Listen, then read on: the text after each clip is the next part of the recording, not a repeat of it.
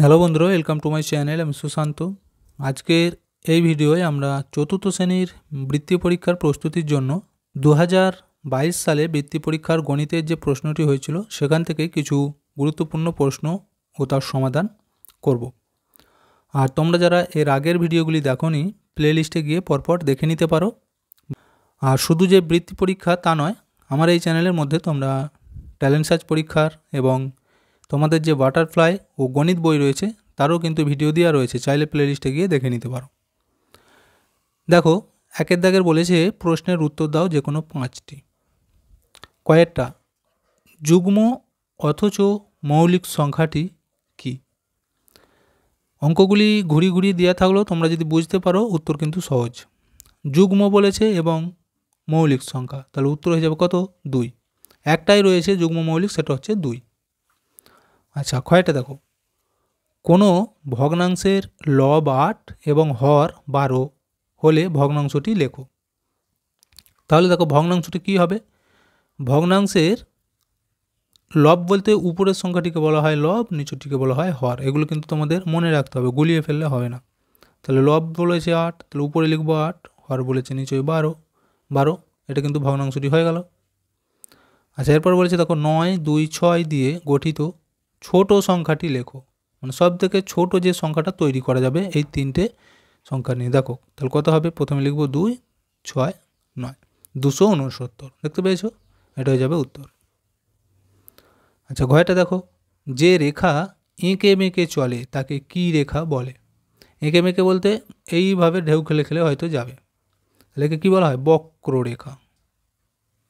বক্ররেখা, বুঝতে পেরেছো? আচ্ছা, ওয়ারটা দেখো, 609 সংখ্যার শতকের ঘরের অঙ্কটির প্রকৃত মান কত? আচ্ছা, শতকের ঘর বলেছে, কোনটা শতক হবে? দেখো, এটা একক, এটা দশক, এইটা শতক, তাহলে শতক। আর আমাদের জানতে চাইছে প্রকৃত মান। তোমরা সব সময় একটা জিনিস মনে রাখবে, কোনো সংখ্যার প্রকৃত মান সেই সংখ্যাটাই হয়। তাহলে এখানে 6-এর প্রকৃত মান বার করতে বলেছে, তাহলে আমরা লিখব উত্তর 6ই হবে। স্থানীয় মান বললে একে কিন্তু 100 দিয়ে গুণ করতে হতো, বুঝতে পেরেছো? আর প্রকৃত মান যখনই বলবে সেই সংখ্যাটাই হবে।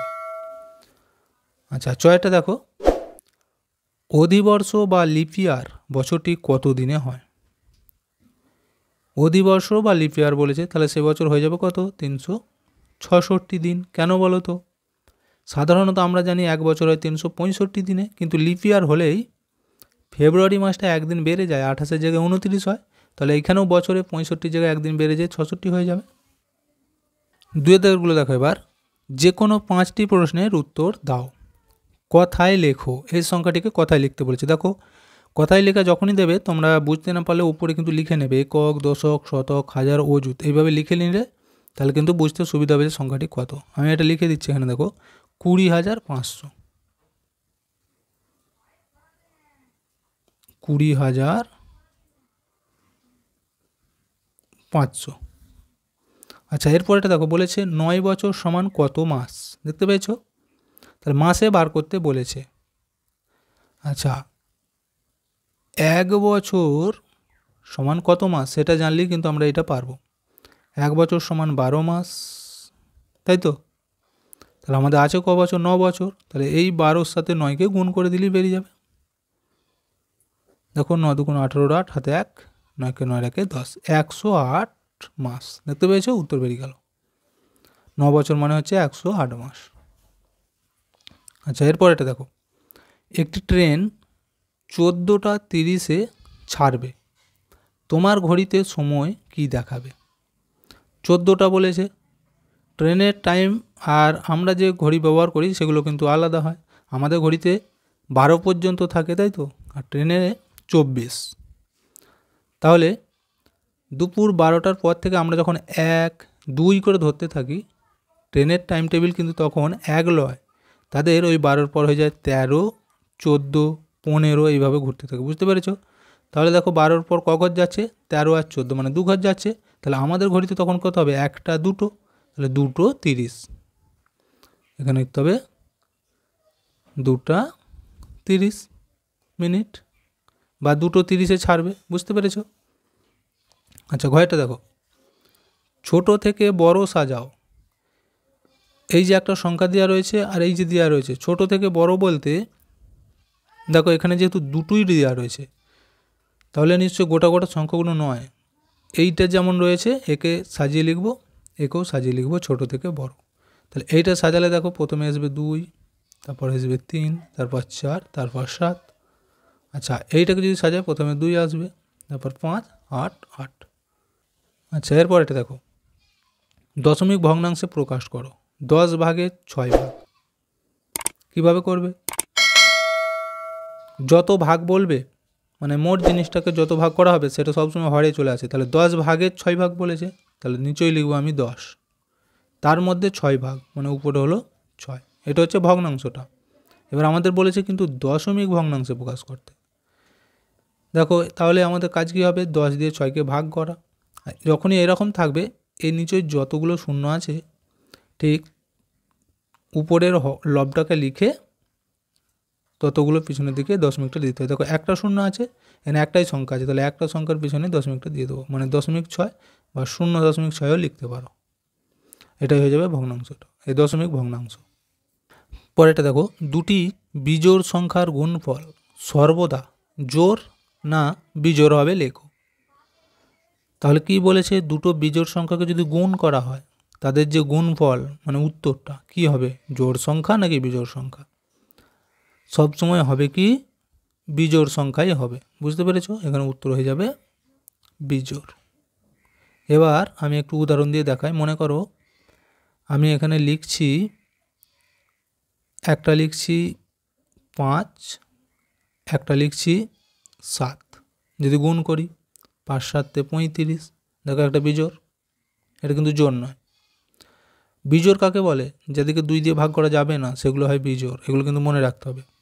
আবার ধরো আমি যদি লিখি এখানে একটা লিখছি 3, একটা লিখছি 7, দেখো 3 7 কত হয়? 21। দেখো বিজোড়, একেও 2 দিয়ে ভাগ করা যাবে না। এরপরে দেখো 1 লিটার সমান কত মিলিলিটার। আর এই লিটার মিলিলিটারের অঙ্ক তোমাদের বইয়েতে রয়েছে।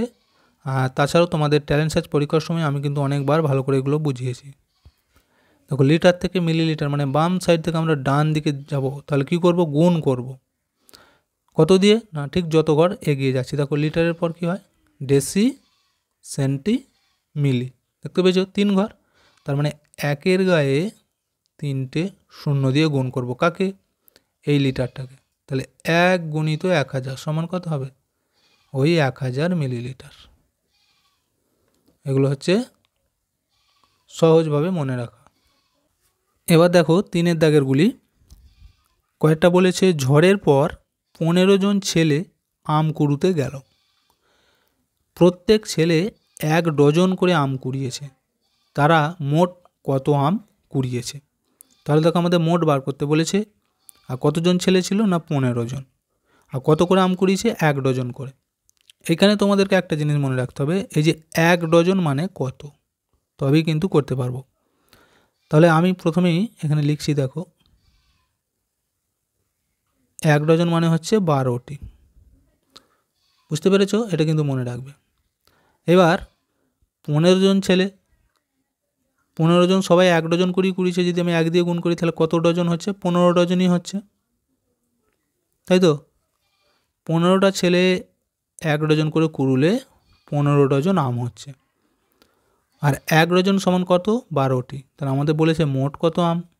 তাহলে এই 15 ডজনকে যদি 12 দিয়ে গুণ করি তাহলেই বেরিয়ে যাবে মোট আম।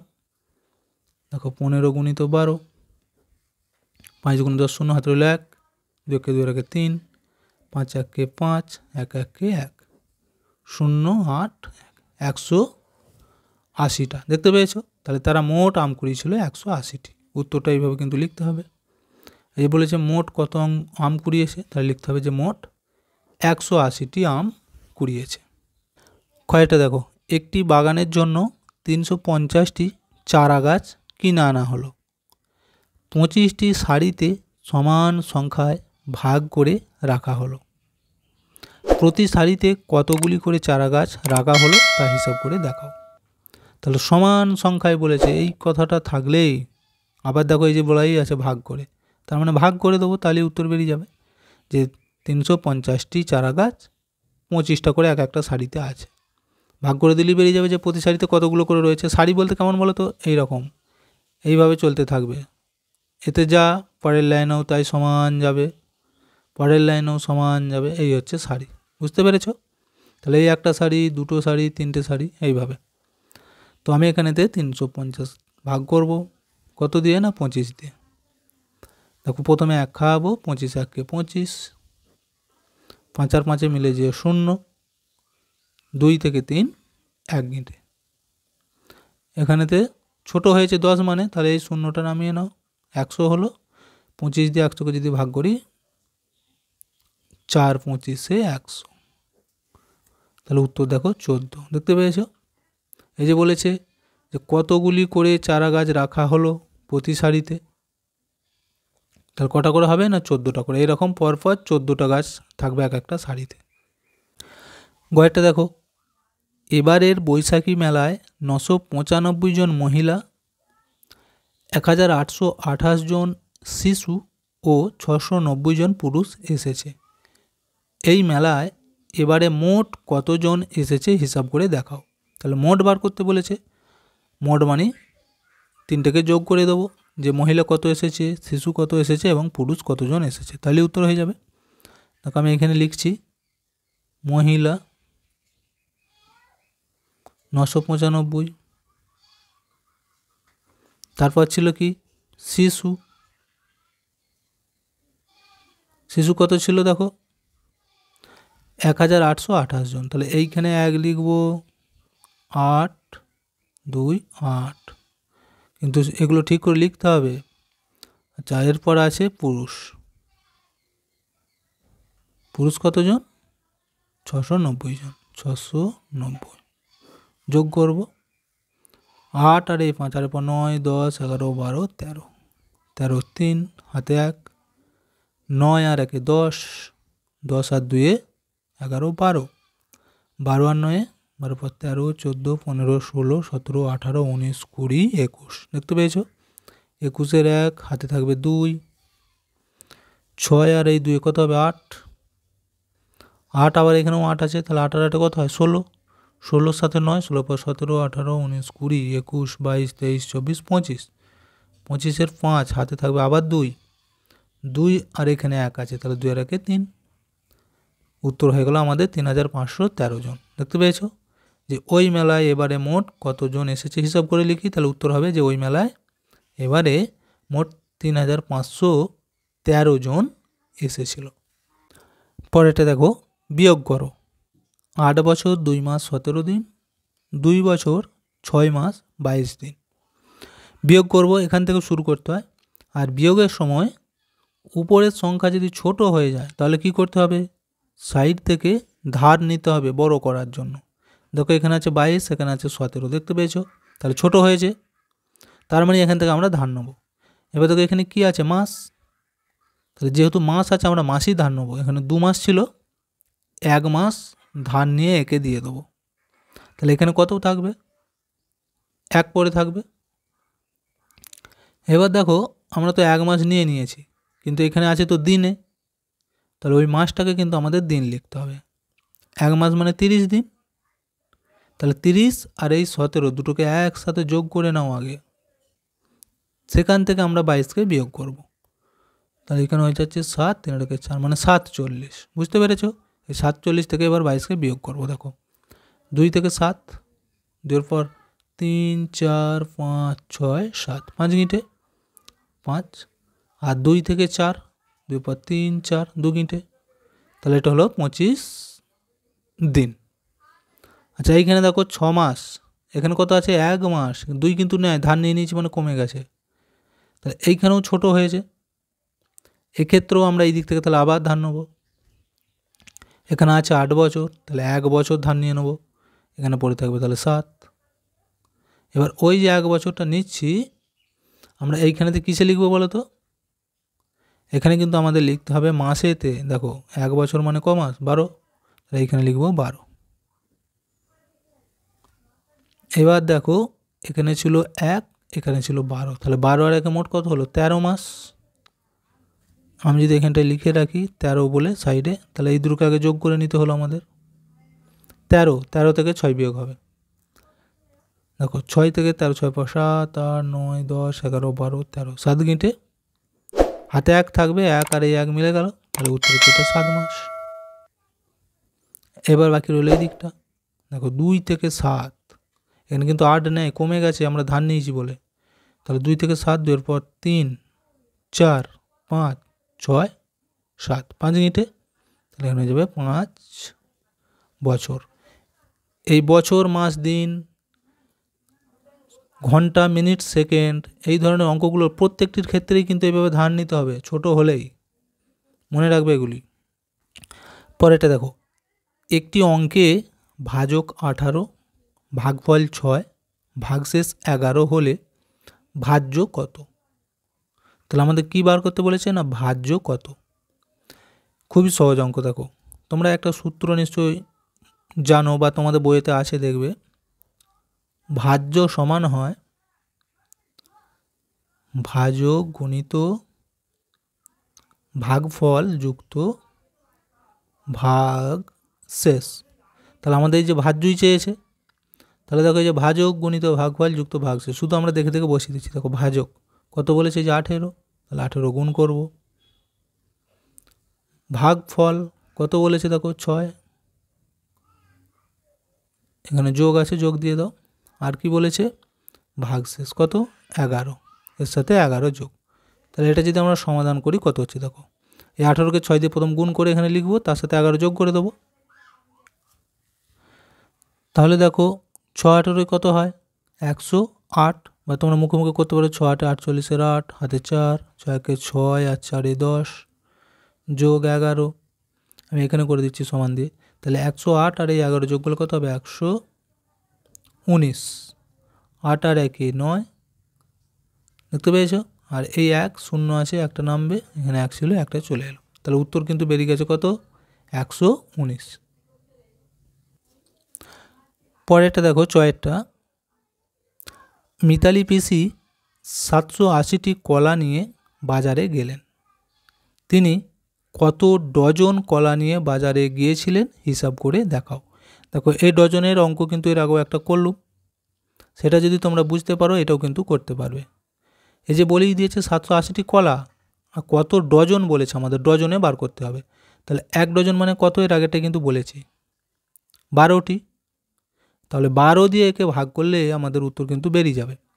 আর আমি দেখো প্রত্যেকটা অঙ্ককে কিন্তু খুব ধরে ধরে আস্তে আস্তে তোমাদেরকে বুঝাচ্ছি, যাতে তোমরা বুঝতে পারো, কোনো অসুবিধা না হয়। সেই জন্য ভিডিওগুলি লম্বা হলো বা সময় একটু বেশি লাগলো, তোমরা যাতে সহজে বুঝতে পারো সেই চেষ্টা কিন্তু আমি করছি।